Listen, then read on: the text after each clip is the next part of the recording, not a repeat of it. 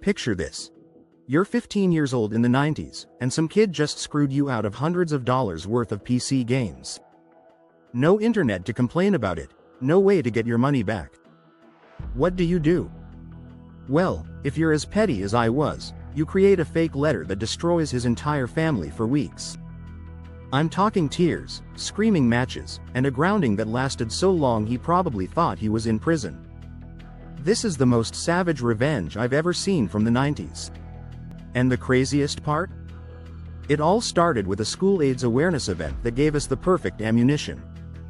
Let me tell you about the most frustrating scammer these two guys had ever met and how the universe handed them the perfect weapon for revenge. Picture the 90s PC gaming scene. No Steam, no digital downloads, just expensive boxes you had to hunt down in stores or order through airmail. These two kids were spending hundreds of dollars on titles like The Settlers, Doom 2, and the Monkey Island series. The whole system worked on trust because PC gamers were a tight community. You'd trade your original games with friends, copy the copy protection discs, and everyone would get to enjoy more games without going broke. When you handed over your original copy of Doom 2 to someone, you were trusting them with something that cost you weeks of allowance money. Then this new kid shows up in their class, claiming his uncle had a large collection of games they couldn't find locally. Jackpot, right? Wrong. This kid turns out to be the biggest scammer in gaming history. For months, these two guys would give him their original games to copy, and what did they get back?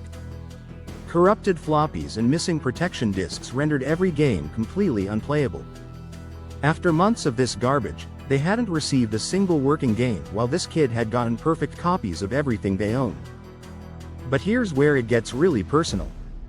This scammer kid wasn't just stealing their games. He was constantly making fun of one of them for being a huge Queen fan. Remember, Queen's lead singer Freddie Mercury had died of AIDS in 1991, and this kid would mock him for liking a gay singer. Real classy stuff, right? The guy was dealing with losing his musical hero, and this jerk was using it to make homophobic jokes.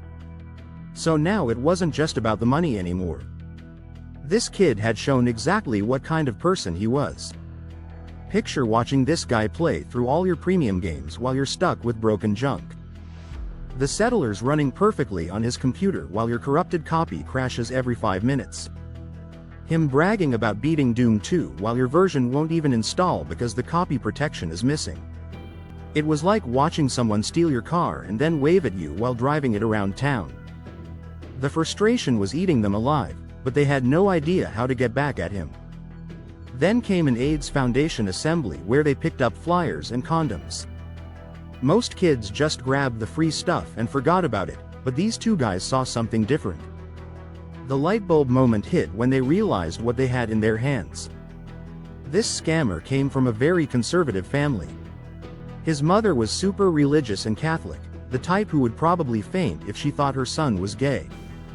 And this kid had spent months making homophobic comments, showing just how much his family's beliefs had rubbed off on him.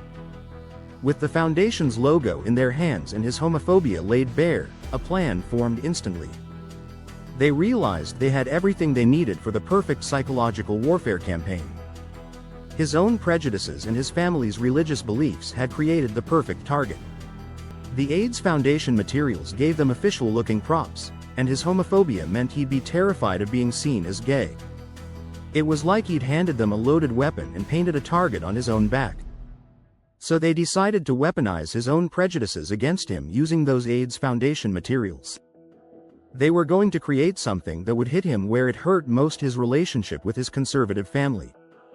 Creating a convincing fake letter that would fool an entire family took some serious planning, but they had all the pieces they needed. The execution was flawless. When his father read the letter, the look on his face was everything they'd hoped for. His mother broke down in tears, screaming matches echoed through the house, and the kid got grounded for weeks. His parents were totally convinced he was gay and his denials fell on deaf ears until we confessed. The whole family was falling apart over this letter. Eventually the kid figured out they had something to do with it because they kept asking questions about how things were going at home. When they finally admitted they faked the whole thing, All 3 of them ended up in the principal's office with his parents there too.